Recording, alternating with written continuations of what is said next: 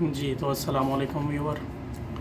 आज मैं बताने जा रहा हूँ आपको हाइकविजन का टाइम कैसे सेट करते हैं। आपको सबसे पहले ये कॉन्फ़िगरेशन के ऑप्शन में जाना है, उसके बाद आपको सिस्टम में जाना है। सिस्टम में जाने के बाद जनरल के जाने के बाद आपको पहले टाइम जोन सेट करना पड़ेगा। मैं इस वक्त सऊदी अरेबिया में हूँ, तो मैं इधर से सऊदी अरेबिया के लिए मुझे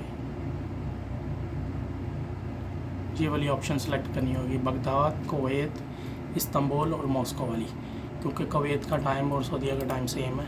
ये सिलेक्ट करने के बाद मैं टाइम सेट करूँगा। टाइम है जी मेरे पास इधर 3:32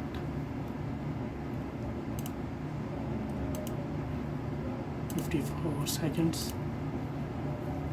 उसके बाद मैं यहाँ से अप्लाई कर दूँगा। तो ये था जी हाइकविजन का टाइम और डेट सेट करने का तरीका। डेट आप यहाँ से सेट कर सकते हैं।